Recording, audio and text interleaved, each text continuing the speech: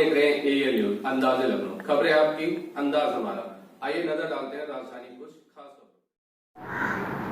स्वागत है आपका, आप सभी का एएन न्यूज में। आज हम बात करेंगे कोरोना के हवाले से। कोरोना एक ऐसी खतरनाक बीमारी है जिसने लगभग 95 कंट्रियों को अपनी चपेट में ले लिया है।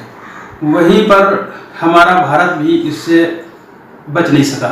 यहाँ पर भी कोरोना ने अपने पैर पसारे। उसका नतीजा हम सबके सामने है।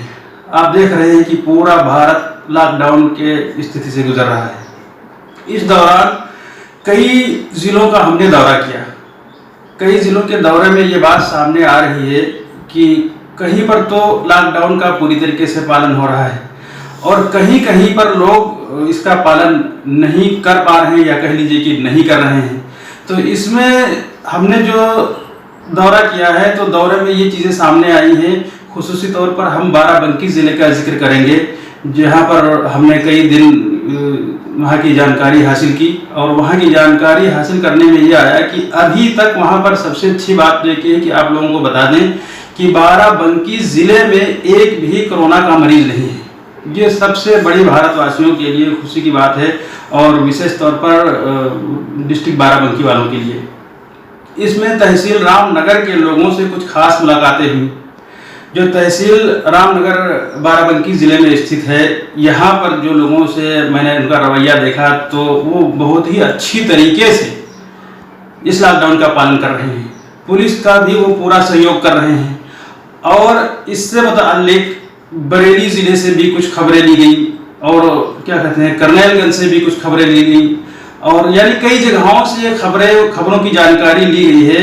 तो कहीं कहीं इक्का दुक्का कोरोना के मरीज हैं, लेकिन इसमें जो बहुत ज़्यादा देखने की बात आई है वो ये आई है कि इस लॉकडाउन के चलते लोगों को परेशानी इस बात की हो रही, कुछ बीमार हैं तो उनको दवाएं नहीं मैसर हो पा रही हैं।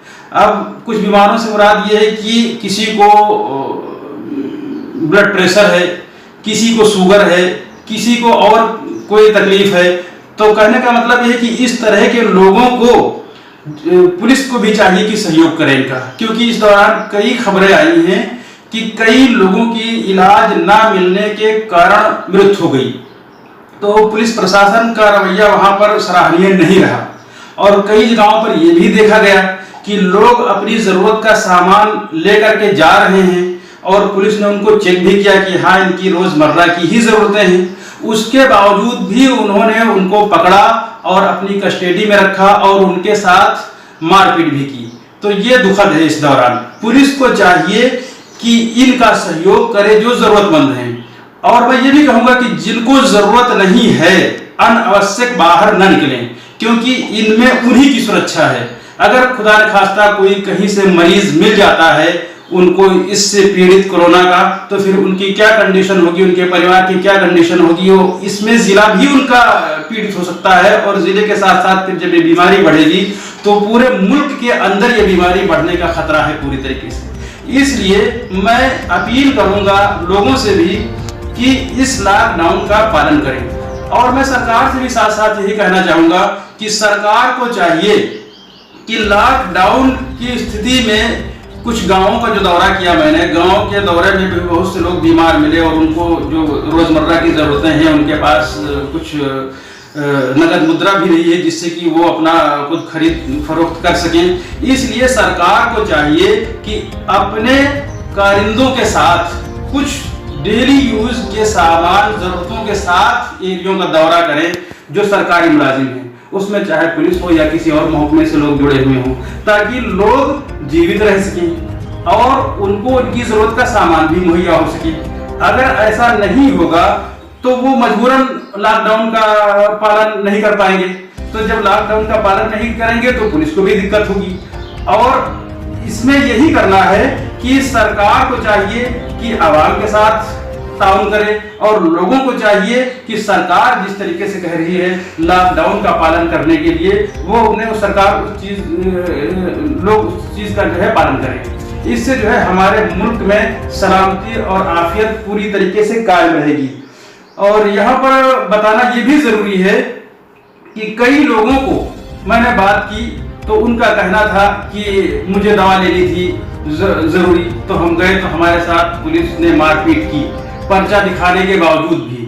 तो मैं पुलिस से भी साथ साथ यही कहना चाहूँगा कि इस तरह की कोई घटना को अंजाम न दे जिससे लोग दुखी हों या पीड़ित हों। ये इसलिए क्योंकि कुछ लोगों का ये है कि कोरोना से तो हम अगर बचे जा रहे हैं तो कहीं ऐसा ना हो, सरकार को भी इस चीज को सोचना चाहिए कि कहीं ऐसा ना हो कि कोरोना से तो वो बच जाए लेकिन भूख के वो शिकार हो जाए, भूख के चलते उनकी मृत्यु हो जाए। इसलिए जो है लोगों से और सरकार से मैं खास यही अपील करूंगा, सरकार से ये कहूंगा कि लोगों का इस देश की जनता का पूरी तरीके से ध्यान रखे। और भारतवासियों से मैं ये कहूंगा कि भारतवासी लॉकडाउन का अच्छी तरीके से पालन करें ताकि वो सुरक्षित रह सके और साथ साथ उनका परिवार सुरक्षित रह सके और हमारा प्यारा मुल्क हिंदुस्तान भी सुरक्षित रह सके।